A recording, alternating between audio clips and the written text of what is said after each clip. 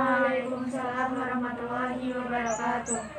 Untuk mengawali pembelajaran pada siang hari ini, berdoa mulai.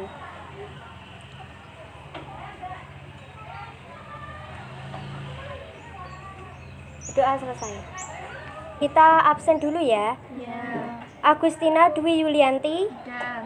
Siti Nurrohmah, Ada. Linda Septiana, Ada. Halimatul Khofifah, Ada. Alia Halisah, Ada. Mei Linda. Kita membahas materi minggu lalu. Materi minggu lalu adalah jinayah. Ada yang tahu pengertian jinayah itu? Saya. Ya, silahkan. Jinayah adalah suatu pembahasan mengenai tindakan kejahatan, pembunuhan, dan penganiayaan serta hukumnya, seperti kisos, diat, dan kafarat. Udah paham semua ya materi minggu lalu? Jadi kita lanjutkan materi hudud dan hikmahnya. Kata hudud adalah jamak dari kata had yang berarti pembatas.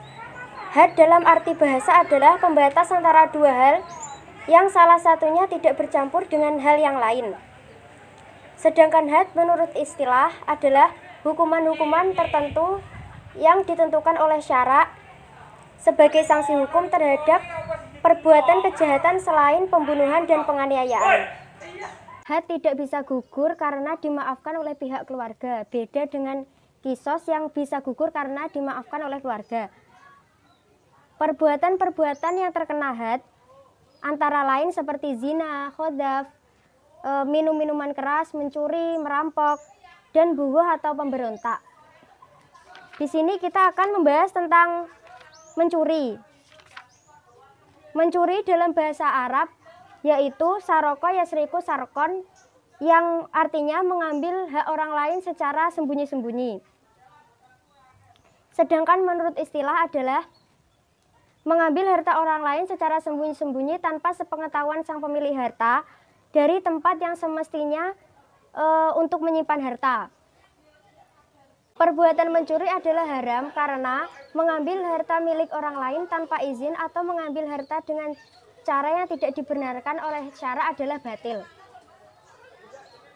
Seperti firman Allah dalam Quran Surat Al-Baqarah ayat 188. Dalam pengambilan harta yang dilakukan oleh seseorang bisa digolongkan termasuk pencurian dan pelakunya bisa dikenai had apabila memenuhi syarat-syarat sebagai berikut. Yang pertama, orang yang mencuri adalah mukallaf atau orang yang baligh dan berakal. Yang kedua, pengakuan dari pelaku pencurian.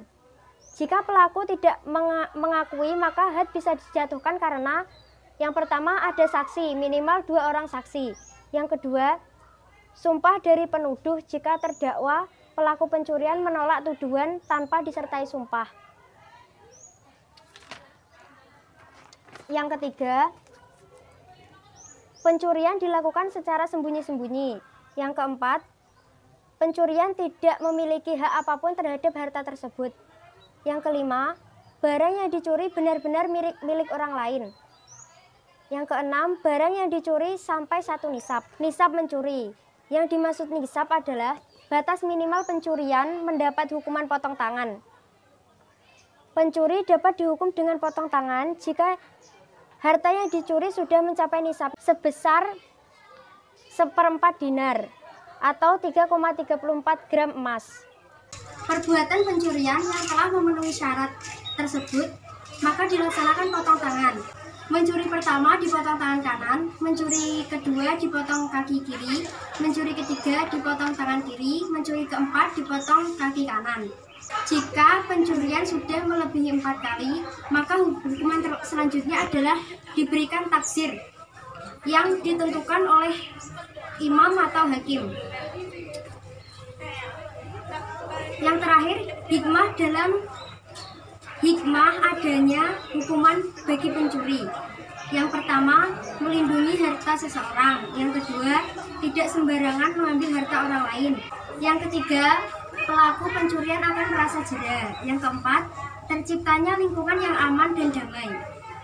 Setelah ini kalian berpasangan sama teman yang ada di sampingnya. Nanti saya kasih permasalahan dan bisa dijelaskan, nanti saya tunjuk. Permasalahannya, bagaimana jika ada seorang anak berusia 7 tahun mengambil harta orang tuanya tanpa sepengetahuan orang tuanya. Sudah, silahkan didiskusikan.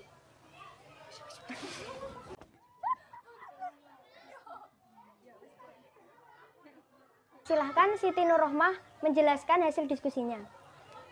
Tidak berhak mendapatkan hak karena tidak memenuhi syarat sebagai pelaku pencuri karena belum balik, dan juga harta dari orang tuanya menjadi hak anaknya.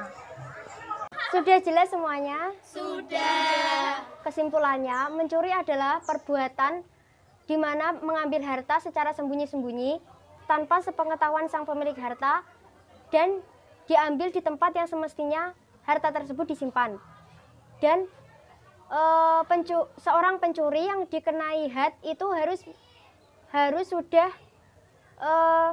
sudah ada syarat-syarat tertentu seperti mukallaf, sumpah, hikmah adanya hukuman bagi mencuri yaitu melindungi harta. Pelaku pencurian bisa merasakan efek jera dan terciptanya lingkungan yang aman dan damai. Mungkin itu saja materi yang dapat saya sampaikan. Jangan lupa belajar, jangan lupa sholat, jaga kesehatan, jangan lupa pakai masker setiap saat, dan jangan lupa gunakan waktu sebaik-baiknya, gunakan teknologi juga sebaik-baiknya. Terima kasih. Kita tutup materi pada siang hari ini dengan mengucap hamdalah bersama-sama. Alhamdulillahirabbil alamin. Sekian, kurang lebihnya mohon maaf. Wabillahi taufik wal hidayah wa ridha wal inayah. Wassalamualaikum warahmatullahi wabarakatuh. Waalaikumsalam warahmatullahi wabarakatuh.